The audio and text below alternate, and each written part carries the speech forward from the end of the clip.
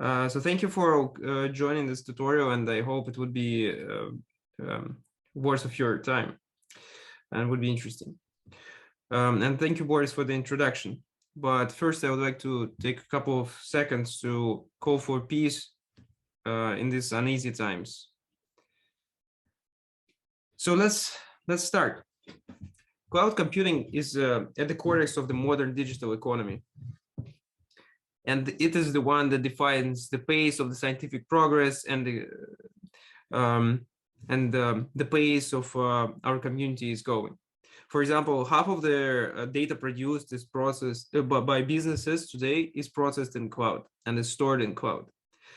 In cloud computing, the providers are responsible to maintain large compute sites called data centers with huge fleets of servers. At the same time, service developers rent the necessary compute nodes, servers from the providers to deploy their services in cloud. There are two conflicting trends that manifest themselves throughout the years. First, the complexity of the cloud infrastructure is increasing as systems of larger scale being deployed, and the heterogeneity of the computer resources is growing as well, with not only CPUs, but GPUs and custom accelerators being deployed at scale. At the same time, the pressure on cloud service developers is growing as well, pushing them to move their products to market faster, roll out upgrades, and at the same time spend less on operational costs for the services. In response to these conflicting trends, the providers came up with a new paradigm of cloud computing called serverless, in which cloud infrastructure is abstracted away from the consideration of service developers. In other words, servers are still there, but their existence should not concern the developers when they are writing their services and applications.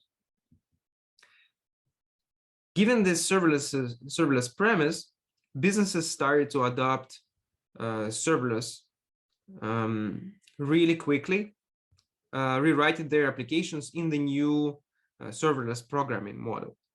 To give you just one example, in 2018, analysts registered that the adoption rate of serverless almost doubled in a single year.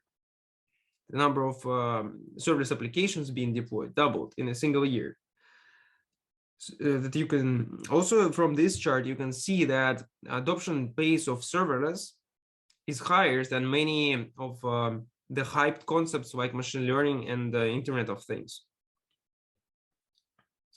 So it is fair to say that today serverless has penetrated all areas of computing, from e-commerce to banking. And now serverless has become the next dominant cloud architecture.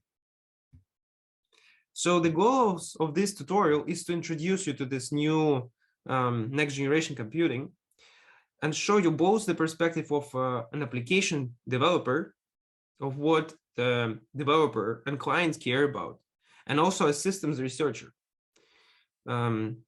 As I think most of us in this audience, virtually or physically, from the systems community. So it's important to combine these two perspectives. We will show you how to develop and deploy applications in AWS Lambda, which is the leading cloud to date.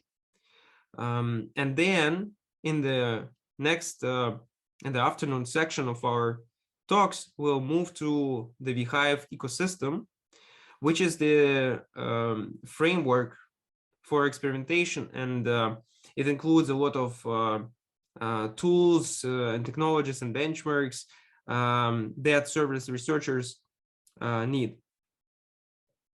Throughout the day, you will have a lot of hands-on sessions,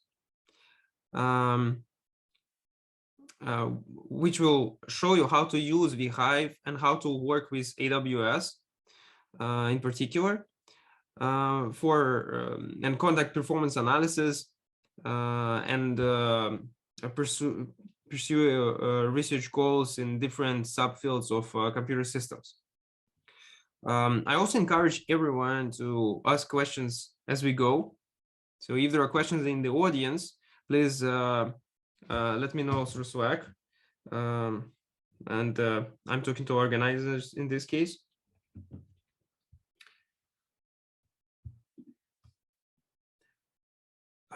So the tutorial agenda is in European time, so we'll stick to it. There are going to be another session for the setup. So I encourage people to come a bit earlier so that we save time on setting up. There are going to be a lot of hands-on sessions where in most sessions you will be supposed to running commands as we instruct you. So we'll get hands-on experience how to do things. So are there any questions regarding the logistics?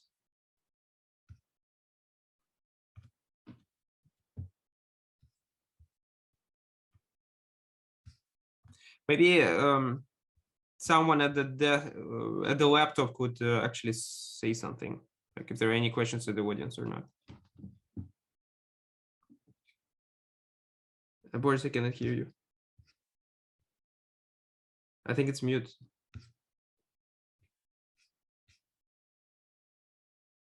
There are no questions. Okay. Unmute.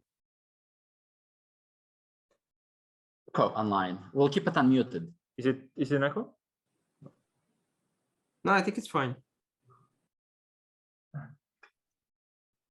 Hi, Dmitrii. One small question. Is a Windows laptop enough for all the hands-on, or do we need a Linux terminal?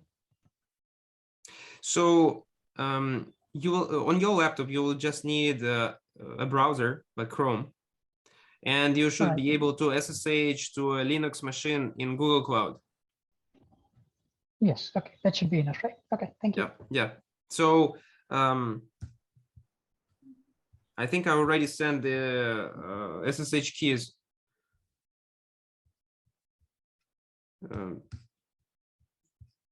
Yes, I already sent the SSH keys, so this is all you need for now. All right, so if there are no more questions, let's move on. So let's talk about serverless now.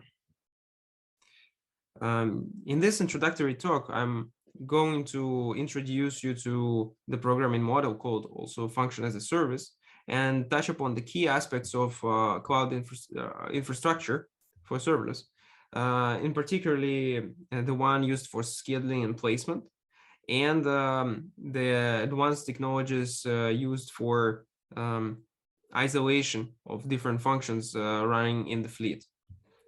And I will finish this by having a discussion about the current state of serverless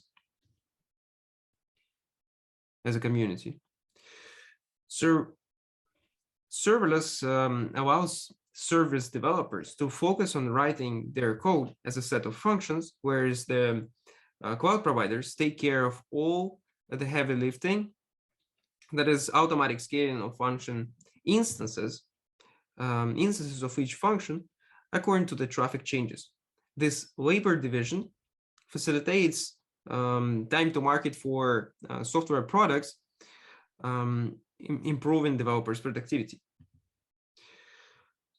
So let's say the developers need to write a video analytics application with two functions. In this case, the first function would take video fragments from a camera and decode frames from these fragments, calling the second function to recognize the objects in these frames. The developers can compose them using function calls, just like in conventional programming, albeit it's serverless function calls. However, so at the same time, developers enjoy the flexibility of serverless pay-as-you-go, pay-for-what-you-use model, where the developers pay only for functions being executed according to the CPU time they consume and the memory resources they need. And this is why serverless enables better developers' productivity and lower operational costs compared to conventional clouds. From the serverless cloud provider perspective, the situation is totally different. To accommodate changes in the invocation traffic in front of each function, the provider scales the number of instances according to the load on this function. And a function can have an arbitrary number of instances from 0 to virtually infinity. And this can change at any point in time based on load. Making these decisions intelligently is critical for the infrastructure to be efficient. Because if there are too few instances, the performance would be poor because spawning new instances on demand takes time. It's also called cold start. While spawning too many instances is suboptimal because it wastes resources. For example, it occupies memory. So a lot of innovation is efforts is there.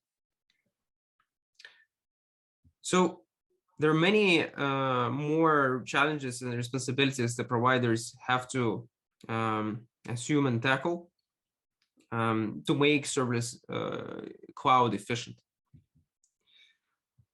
To look at the serverless clouds from the evolutionary perspective, we can show it in the following diagram. Compared to on-premises, it has almost all the layers of the hardware and software in the provider zone of responsibility, while clients focus only exclusively on functions. Compared to conventional cloud, this cloud is still responsible for running operating systems, like guest operating systems, and scaling, while function as a service pushes this to probably the most complicated layers of the stack down to the provider. So this is the main change that serverless computing brings to cloud.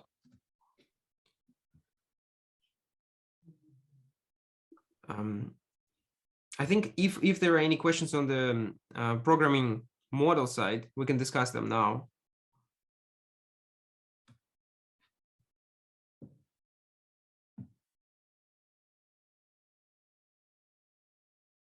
All right, so when we talk about the requirements from the client side, they are very similar to the requirements that conventional cloud has.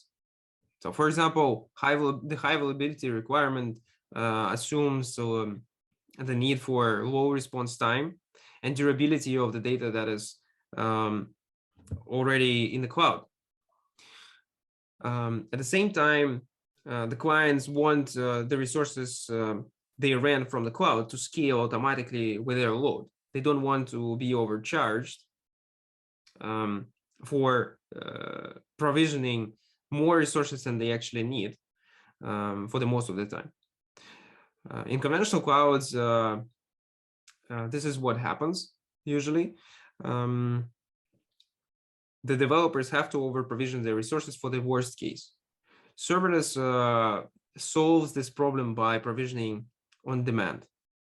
And that is why serverless in many cases is used for provisioning for the peak load, while conventional infrastructure may still be used for provisioning for the regular load. Security requirements are key. And this is something that that any company cannot make compromises on.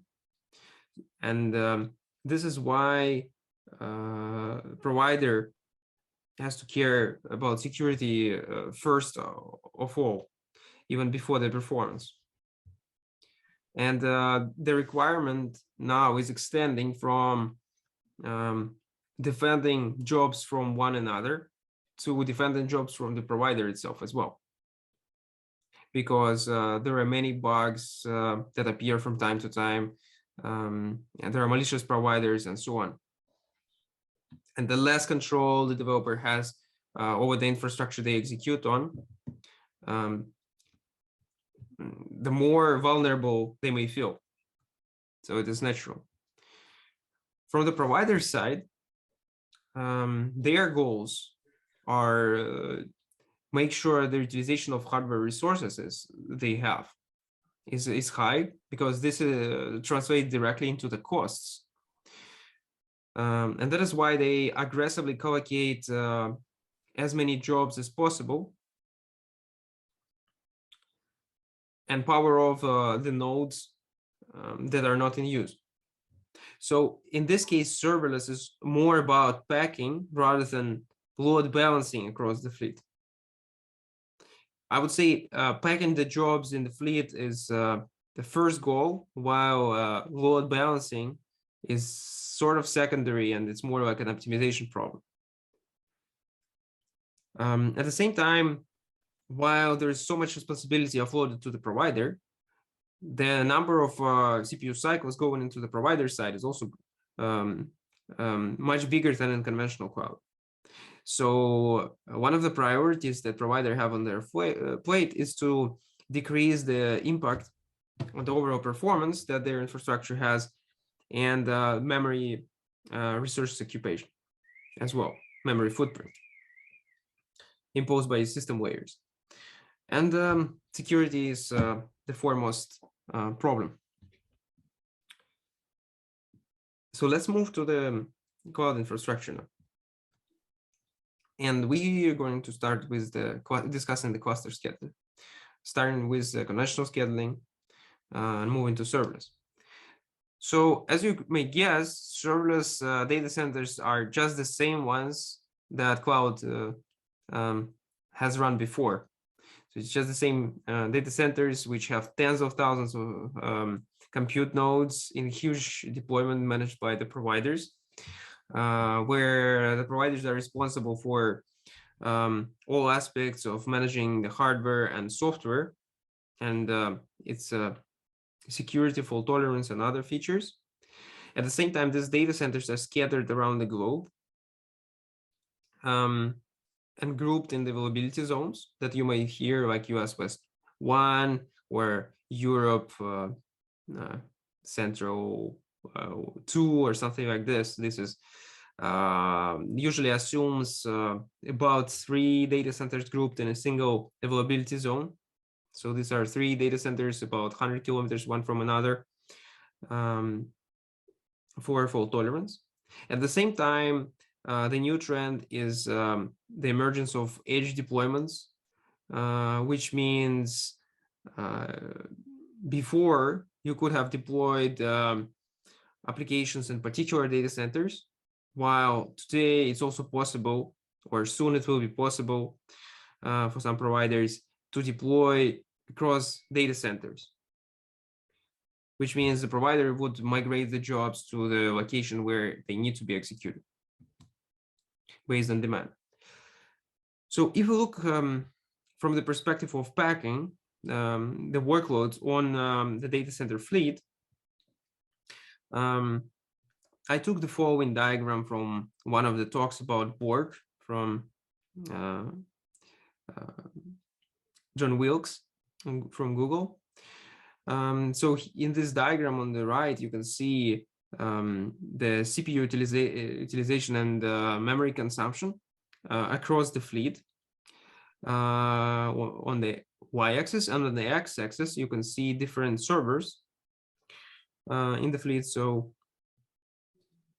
this diagram shows how the providers achieve the goal, or like what the goals they actually achieve when they try to pack jobs on the data center fleet. So what they do, they try to maximize CPU consumption and memory consumption at the same time. leaving as few blank gaps as possible. At the same time, it's not always perfect. So there are stranded resources. For example, when a machine has all the CPUs busy but has some memory, and this is usually the room for innovation, for better scheduling, placing, and so on. At the same time, there is continuous monitoring of cluster nodes and the resource reclamation and migration of the jobs. So this is what conventional scheduling goals are, and they stay pretty much the same in serverless case as well. So let's talk about how the state of the art of conventional scheduler actually works.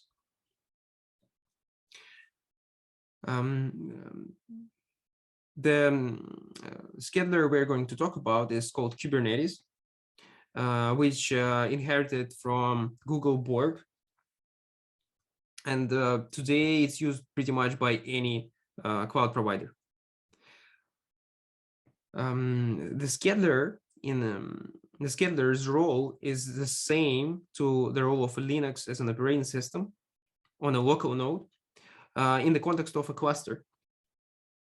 So what it does, it allocates resources such as CPU time and memory of memory resources to the jobs that need it. The client deploys jobs by sending them their requirements to cluster scheduler. The cluster scheduler runs on a node called master node, which of course can be replicated. And this is the central component of the control plane of the solution. It's a highly available cluster scheduler with a replicated database called etcd, which contains the metadata and of the current status of the entire cluster, which can be as big as a data center. And some people even try to scale it to many data centers at the same time. So basically, this is a knowledge base for all jobs and all resources are being allocated throughout the whole data center. There are parts of control plane running on every worker node, which is just a server, physical or virtual, called kubelets, which receives commands from the centralized scheduler and implements them in the language of runtime supported by this worker, like virtual machines or containers. There are services that can be deployed, and these are the client, when it deploys a job, it deploys a service which doesn't have resources attached to it by default, but it's allocated by the scheduler in the granularity of pods, which act as the instance of a service. At the same time, these are units of scaling. It's easy to think about pods as a one container per pod, but at the same time, it could be several containers connected in a chain or in a flow that can be scaled together. And the worker nodes are the physical or virtual nodes, doesn't matter, which host these pods, and their resources are allocated to the pods by the scheduler itself. In this example, you can see that traffic is going into a pod called front end, a pod, but also a container in our in this diagram, or could be several containers. And this pod would multiplex the load between two application pods, for example, for web serving, which actually run the business logic of the application. But everything in this architecture is a pod, and everything that runs in the pod can be a container, for example.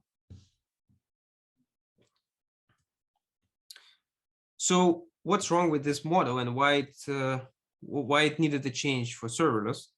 The problem with that is, in this case, the provider only takes responsibility for the hardware and the hosts, but the client still manages all the infrastructure, and it has to scale the resources in terms of the number of pods allocated to each application that runs in the system. And having it as a manual job, it takes time and increases the reaction time when the load suddenly spikes, which inevitably leads to more resources allocated and over-provisioned for the worst case, which decreases the efficiency of the system in general. And this applies to any resources of this data center, from CPUs to memory and disk and all the rest. So the main goal of what serverless does is to break this dependency and on the manual job of a client.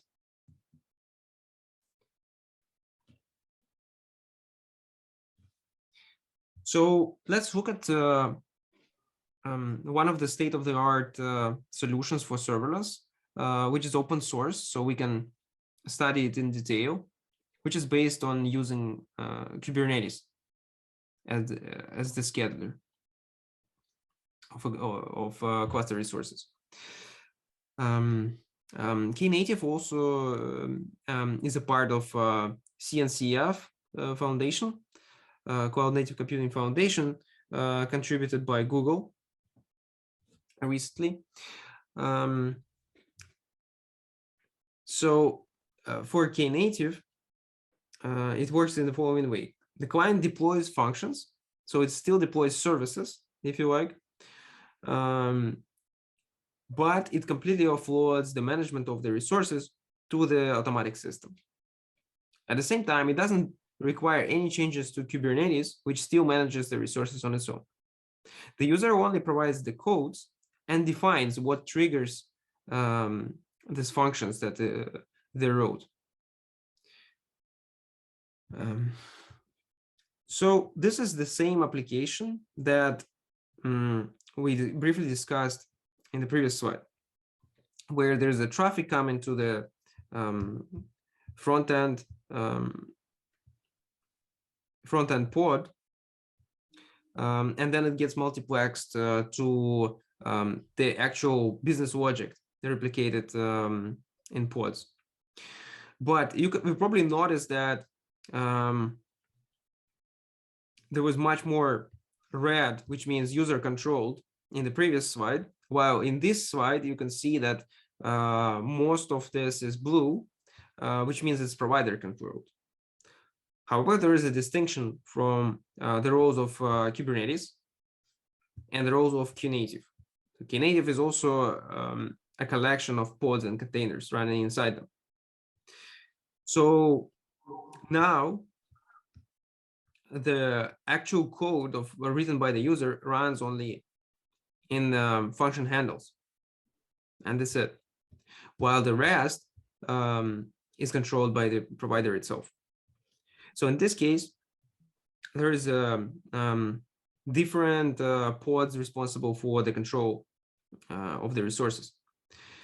When the traffic comes into the front end, it first gets into the activator pod, which acts as a load balancer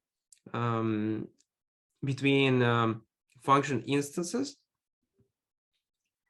So it acts as a centralized queue, which waits for the request to be forwarded upon allocation in the queues, which is also a container, in front of each function instance. Of course, there could be optimizations where the traffic can be forwarded directly to the pods to the function instances when it's possible.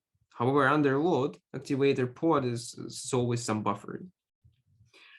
At the same time, there is a infrastructure that monitors the load in front of every single instance and sends requests to Kubernetes to the Kubernetes scheduler to spawn more function instances if the traffic increases. But particularly, it looks at the buffering at the function instances in components called kubeproxy. And when the number of requests waiting for execution on a particular instance exceeds the threshold, the autoscaler pod informs the scheduler to spawn more instances.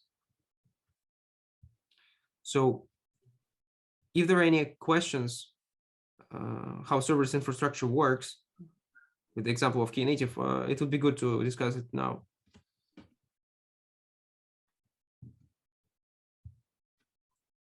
All right.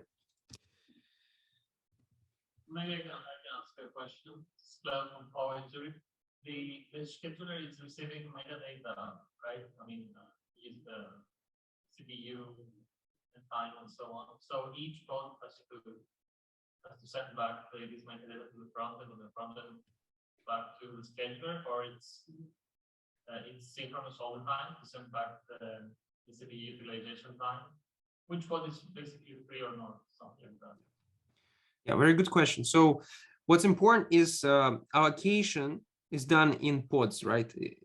So only when the number of pods needs to be increased or decreased, the scheduler receives requests and updates its metadata when it actually makes decisions on spawning new pods.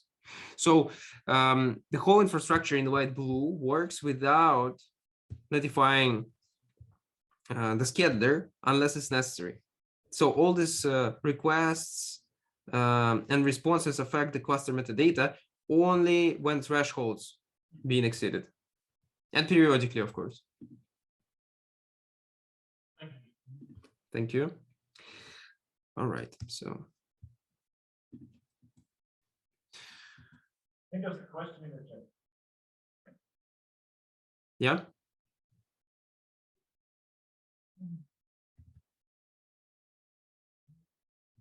Now, was there a question? There's one in the chat. The Zoom chat. To be honest, there is an echo, so I cannot hear very well. There is a Maybe- question in Zoom chat. Can you read it, please? Oh,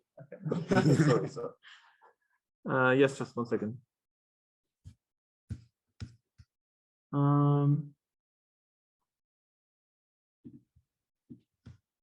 Oh, okay, I can see it now. So, okay. Maybe I can read it then. So function pod 1 can have only one function handle or can have multiple. So pods is the granule of scaling, right? So that is why it has to be a 1.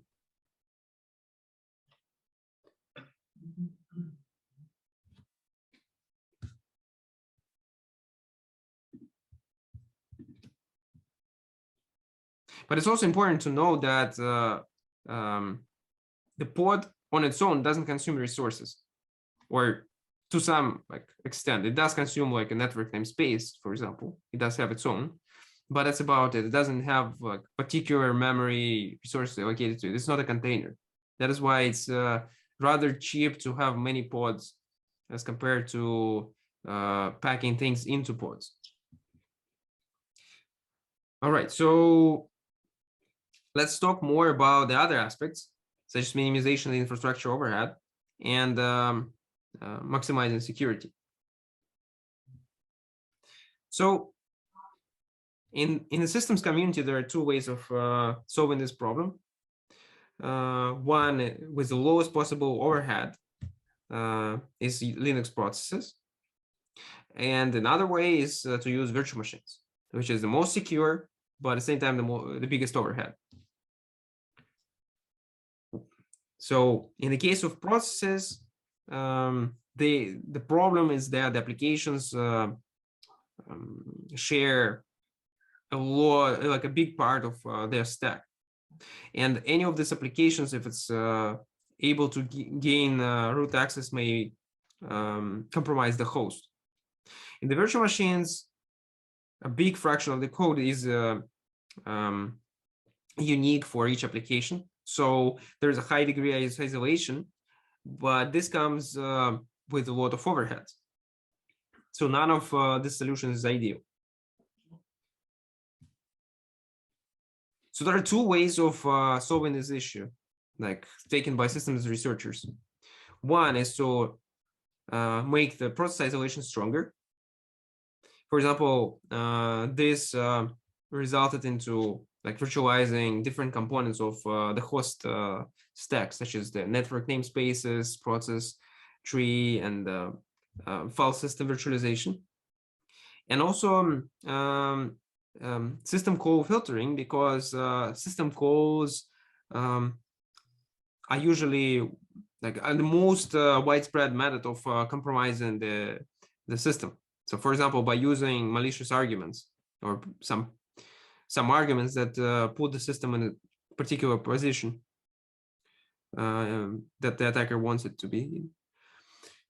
And the other way is to make the virtual machines more lightweight and avoid overheads connected to like increased time and scheduling or memory allocation and so on.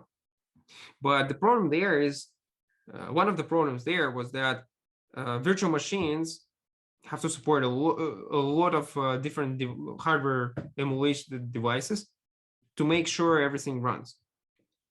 And this was one of the main issues that actually slowed virtual machines down. So what's important to understand is the concept of containers. In containers, containers allow to isolate the bulk part of the stack without the overheads of a virtual machine. And this resembles the first approach, which was realized by Docker in their ultimate automation of all this namespace, file system, and other types of isolation. It's also important to know that containers and this type of isolation, it's still needed even for virtual machines, because limiting the CPU quota and physical memory allocation is relevant for them as well. The way Docker works in brief is there is a recipe of building an image, a file system, which is virtualized from the host file system and provides exclusive access for the container to use when it's running. I'm sure most people are familiar with that, so we can probably move on.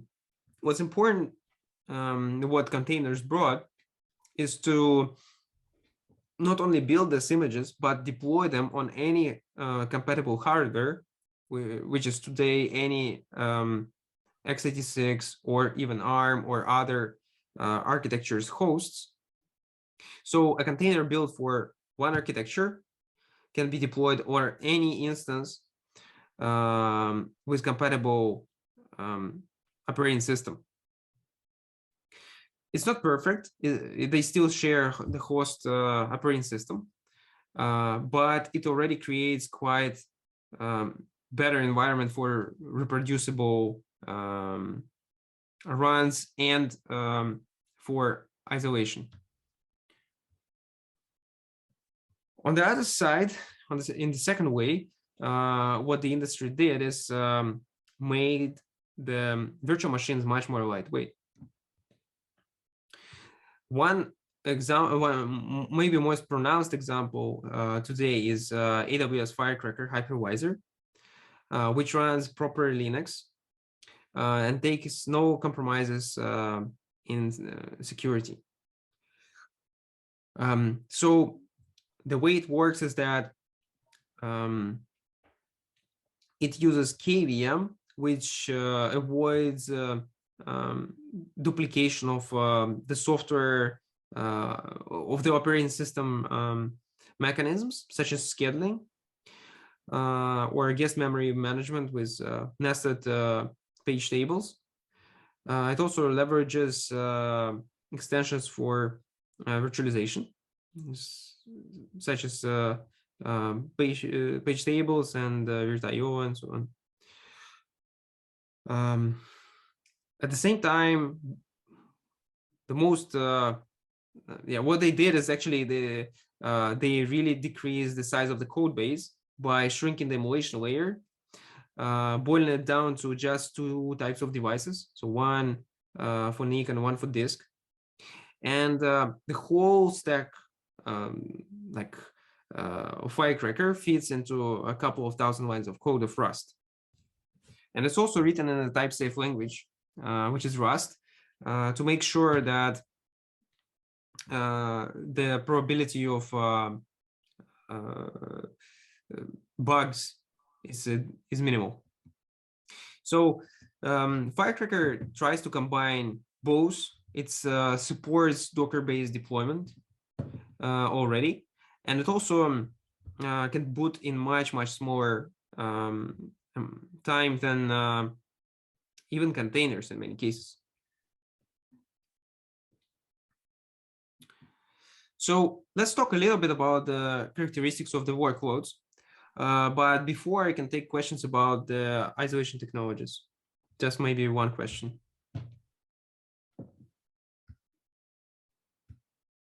Hey, I have a question. Can you hear me? Yep. Is Firecracker able to, can it access all the device drivers present in the operating system? Let's say I'm running like 3-4 virtual machines, which I guess are on top of this Firecracker. And let's say I have like a few device drivers. Let's say I have some GPUs, right? Like 4 GPUs with NVIDIA CUDA drivers. So can Firecracker directly access it, or do I need to probably make some changes to the Firecracker kind of like in? So Firecracker works in the same way as QEMU when it relies on the bulk of the functionality on KVM already. But the rest of it, you can implement in Firecracker code as well. And each VM would have its own stack, so it doesn't run many VMs in this sense. It's just the same way as QEMU works, where like each VM would have its own Firecracker code running in the root ring 0. Oh, I see. Thank you. Okay, so let's touch upon what are the workloads look like and why they are so different from conventional clouds. So the way people write functions is that they are short, because they break the code of their applications into pieces, and they want to achieve elastic scaling for every piece of their logic so that they pay a minimum amount of money and maximize parallelism where it's actually necessary. So this study from Azure called Serverless in the Wild, it has it shows that the average duration of a function is lower than 1 second. But some other studies in AWS Lambda say that can be even lower than that. So the recent study from 2020 actually says that in AWS Lambda, the median runtime of a function is merely 60 milliseconds. At the same time, functions are very cold. So in this chart, you can see the frequency of execution on the x-axis and the cumulative distribution on the y-axis. So you can see that 80% of functions are executed more rarely than once per minute. And obviously the CPUs and the operating systems were not built for this kind of workloads. And now you can also understand why providers try to pack up to thousands of these workloads per host, just because of these characteristics. There are more pointers on the workloads, which I'm not going you can read more about it on your own. We don't have time to discuss it in detail. So for the first pointer has more information about the requirements of serverless workloads, of analytics and other workloads when they are ported to serverless. With serverless in the wild has way more information if you want to know more about distributions, like interarrival time and execution time distribution and so on. And FAST, which is a paper from Francisco, who's gonna talk later, talks about the blob storage usage by these functions. So let's talk about the state of serverless today. What serverless brought to us is programming simplicity and pay-as-you-go billing. Sorry, there's one more question on code functions. It's in the Zoom chat. Should I read it or can you see it? Okay, I can see it. What is the general nature of these called functions in terms of performance requirements and so on? Well, the performance, if the functions are super short, then the impact of launching new instances for these functions on demand is huge. So that is why people try to avoid cold starts or optimize them somehow. So I guess this would be a brief answer to that. A more elaborate consideration of it is what additional resources are necessary, such as what it takes to launch a new instance. Like it imposes load on the disk, it imposes load on the memory, and so on. So this has to be considered from the provider side as well. I'm not sure if I can answer this general question in brief, but we can talk later about it. Okay, so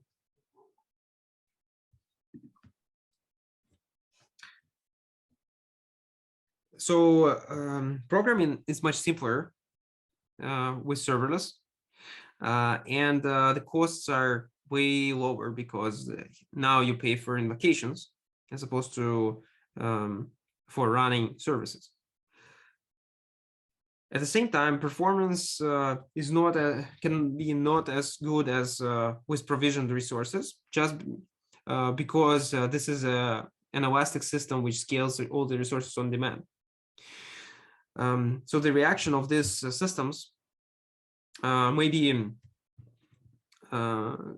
slower to traffic changes because there is not enough over provisioning for the peak load. At the same time, some providers might try to over-provision resources, leaving instances of functions idle in case of load and spikes to a certain extent.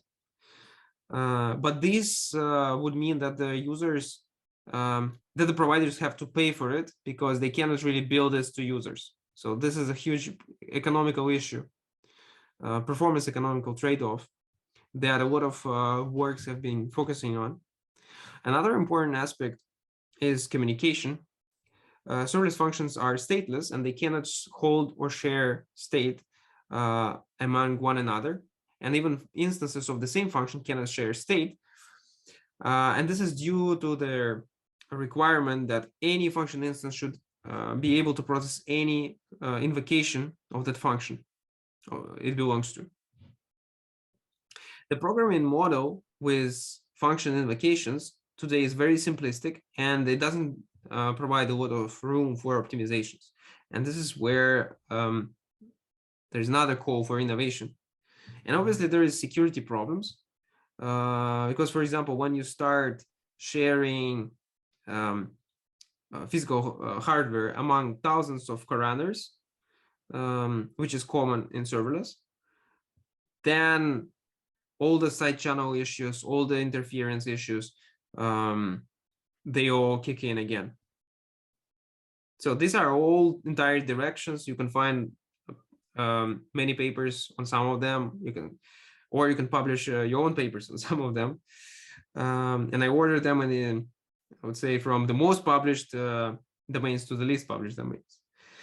And another thing, which was the case before this tutorial, I would say, leading cloud infrastructures are proprietary. And the main focus of our work that we did with the team is to develop an ecosystem for serverless researchers.